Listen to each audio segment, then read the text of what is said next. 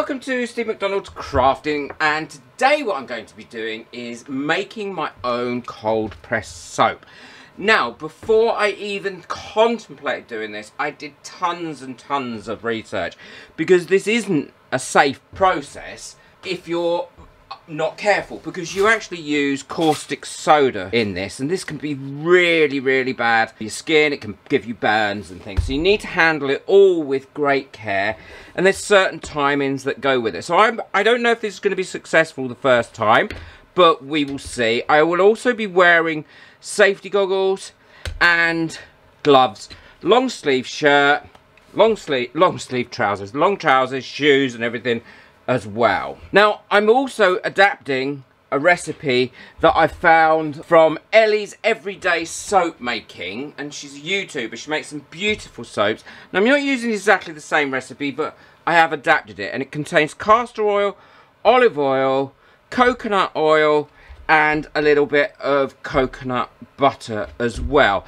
Now, the coconut oil and the coconut butter come in hard pieces, so I'm going to have to melt this down, and I'm just going to melt this down just to melting point in the microwave once I've weighed it all up. Now, I will put the weights to everything that I use in the description below if you want to do this yourself. So I'm going to be using 585 grams of olive oil, 78 grams of coconut oil, 39 grams of castor oil, and 78 grams of cocoa oil, or once the cocoa butter is done. I'll also be using water, 150 grams of water, and 108 grams of caustic soda, and this has to be really done very precisely. So I've got my scales. I've also got my plastic pot to mix all this in. Now, we had birdseed come in this a long time ago, and as long as it says 5 on the bottom, which this does, and all the bits do that I'm going to be using, then it's safe to use. I'm also using a stick blender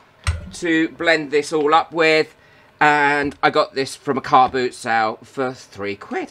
I'm going to start weighing everything up. I'm then going to put it into this mould to cure that I got online as well, and I will put the link to this mould in the description. First thing I need to do is to weigh my oils out. I'm going to weigh out my olive oil, so I need 585 grams of olive oil. And again, you do need to be as exact as possible with everything. I've got all my oils mixed up now, so the castor oil, the coconut oil, the cocoa butter, and the virgin olive oil are all in there, and they're all mixed up. I've also weighed out my water and my caustic soda. Every video I've watched has absolutely said you must never add the water to the caustic soda, because it really does heat up quite quickly, and you need to add it in and stir it around until it's completely dissolved. And once it's completely dissolved, then what will happen is it will go clear again, and I can feel the heat coming off this already, and that's why it's important to make sure that you use the right sort of plastic pot for this to ensure that it doesn't melt. So I'm going to keep giving this a stir. You also need to work in a well ventilated area as well as the protection. I've got an extractor fan that I'm trying to edit out the sound, but you might just hear it. Hang on.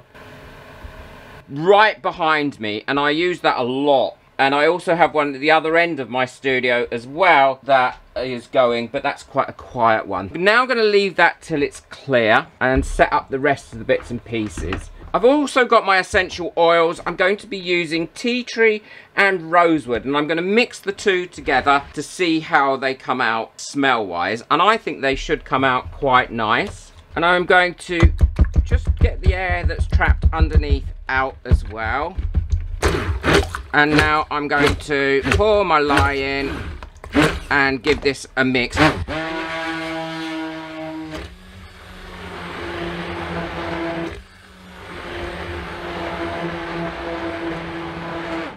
Oh, you mix it until it gets a mild trace. That's not quite giving a trace yet.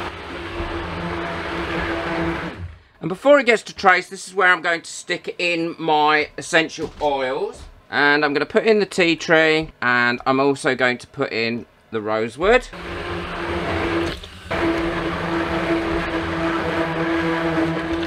There we go. So we've got a good trace going on there now. And what we need to do is get that into this mould now as quickly as we can. And there isn't going to be any left over, which is really good. I'm pleased about that. I don't want to waste any, so I'm going to scrape it all out. This needs to be covered up overnight, and then we should be able to cut it tomorrow into the sizes of the bars that we need. Making it like this is going to be so much cheaper than buying the kits and things, I think. Definitely. But you do need to be very careful, and you do need to follow your safety instructions. I'm going to leave this a few minutes before I cover it up. So this is all ready now. It's got to the thick enough stage where I can go along it and put a bit of a pattern in it. And I'm just using a stainless steel spoon, because you should always use stainless steel, because the caustic soda that's in here won't affect stainless steel. And I'm literally just going around, lifting it up into the middle on the top. I mean, you could go back into it like this, I think, and give it a bit more if you want. My tremor's going off. So that does make it a little bit more difficult. Happy with that. Now I'm covering it with a piece of cardboard to keep the warmth in, and some towels as well. And then what I'll do is I'll leave this to saponify overnight and get into the gel stage. While it's doing that, then it's best just to leave it alone. If you're enjoying this video so far, please boot that like button, so it really does help my videos get out there, and hit that subscribe button, because I'm trying to get to 10,000 subscribers round about March. And if you'd like to buy me coffee just to say thank you and help support this channel and allow me to keep buying the bits and pieces I need to buy to do all these crafts, then the link for that is in the description below. Right, we'll leave this now all tucked up in bed, and we will come back to it tomorrow. Well, it's about 16 hours later now, and as you can see, this has gone hard. It's got a nice pattern on the top. I quite like that. So I need to take it out of the moulding box, and it came out really nice and easy. And now the next job is to remove it from its silicone mold. Now I don't want to turn it upside down, because I don't want to damage this pattern in any way. So what I'm going to try and do is bring it out like this, and then just peel this down, and then that should just come out.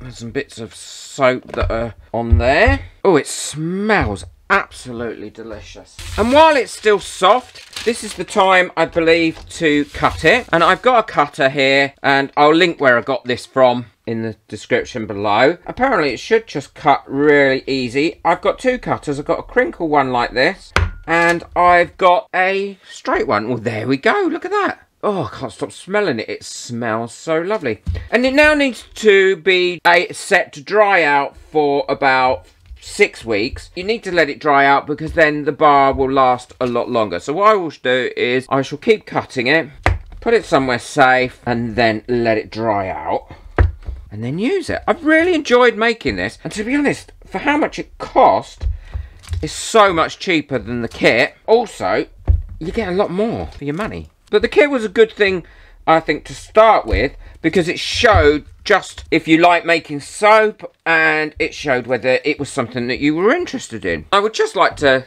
thank Ellie's Handmade Soaping channel for all the advice and everything that she's given, because it was really, really useful. So they look like little soldiers all there now. And I really like the crinkle cut. Don't forget to boot the like button on this video if you've enjoyed this, because it really does help me to get my videos out there. If you've not subscribed to this channel, then hit that subscribe button and the notification bell. Take care. Enjoy your crafting. Bye.